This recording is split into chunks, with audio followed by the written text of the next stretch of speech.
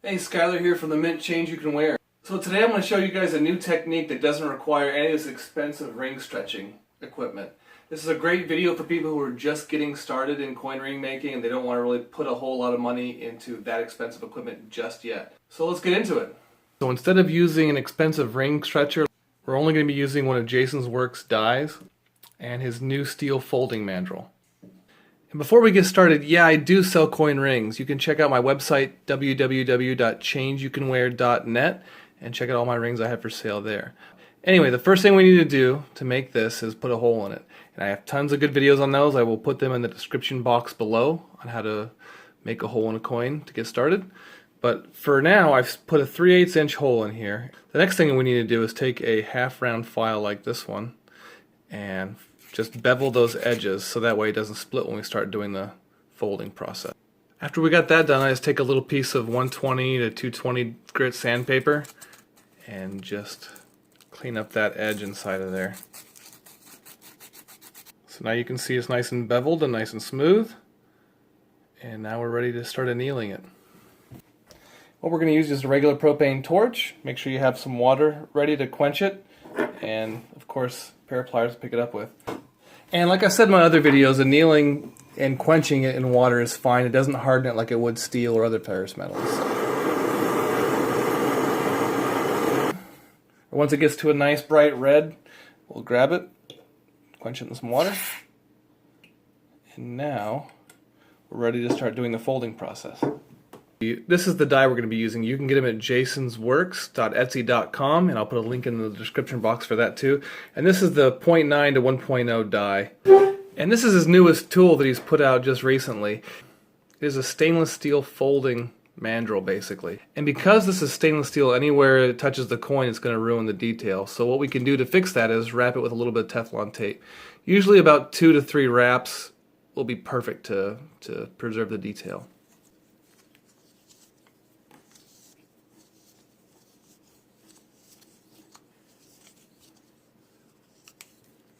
That should do it. Alright, now that thing is ready to go. Now we'll move to the press. The press I like to use is a 6-ton A-frame press. And they're $79.99, I think, over at Harbor Freight right now, before the 20% off coupon that you would use. But if you wanted to, you can get a 1-ton arbor press for, I think they're $59.95, so it's a little bit cheaper, obviously, with the 20% off coupon. So not too bad. Alright, now we have everything sitting underneath the die and ready to start pressing it down. And the good thing about this cone too versus ball bearings is that it keeps it more or less even as it goes down. You have to keep checking on it to be sure, but it does work a lot easier than the ball bearings did. So here we go.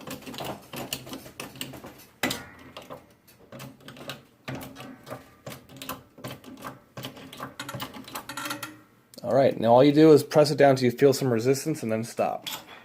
And here's what it looks like coming right out of the die. So we haven't hit any of the detail of the coin at all. If I go ahead and pull this off, and it totally saved the detail on the inside by using that Teflon tape.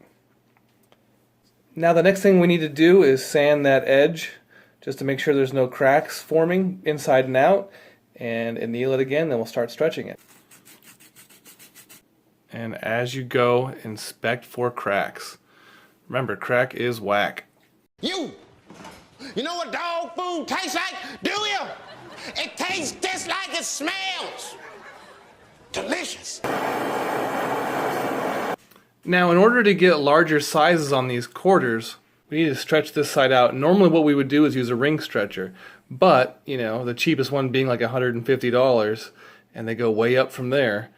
Out of reach for a lot of people, that's to begin with. So what we can do is use this thing again, and then push this down through there. You can use the same die here on the smaller side and make sure it stays nice and level and then plunge it down like that. We could do it like that, or what I like to do is get one of Jason's smaller dies. This one here is a 0.7, 0.8, and on this 0.7 side what you can do is just set that quarter right on there and it's over the top of the actual die. That way you have somewhere for your plunger to go down into without hitting this thing, and it'll have room to stretch that coin all the way out. Alright, here we go.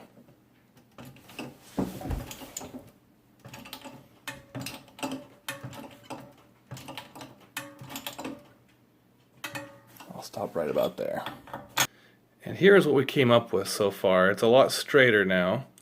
Now what we can do, depending on the size we need, we can turn it around this way and stretch it more, and then stretch it back and forth like that. Now we could keep going, like I said, and get larger sizes, but I'm going to stop right there and start to reduce it now. So I'm going to go back to the 1.0 side and then make sure I lube up the coin again just to make sure it slides down the die nice and easy. And this is just a homemade plunger, but Jason actually sells those as well. So it just goes over the top and we'll put some even pressure down on the coin.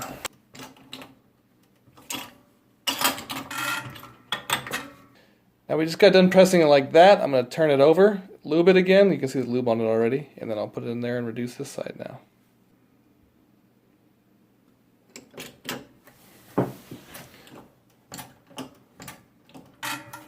And that's what it looks like coming out of the die. It's almost good looking right now, but I think I need to reduce it a little bit more to make it look a little more even. There we are now that it's a little more evened out. And I'm actually going for a size 8, so we're going to be just about right after I get done filing the sharp edge on the coin ring edge here. You can see right on this edge inside here, it'll be really sharp if I didn't file that down and then sand it before we get done. And once I'm done with that, we'll clean it up.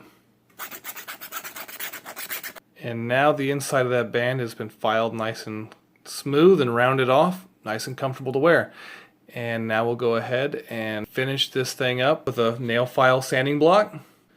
And I'll just knock off all the high spots and polish it out. I also like to take a little bit of 4-0 steel wool and clean up the inside, clean up the coin edge, and then even polish out this a little bit too. Now that we have that all done, it's looking almost finished. I think just hitting it with a polishing cloth and we'll be ready to go. And there you have it, a really nicely sized coin ring without having to use a stretcher at all. You know, it's not ideal to not use a stretcher, but if you don't want to get the cash right now, there's other methods. Alright guys, thanks for watching as usual. Have a good one.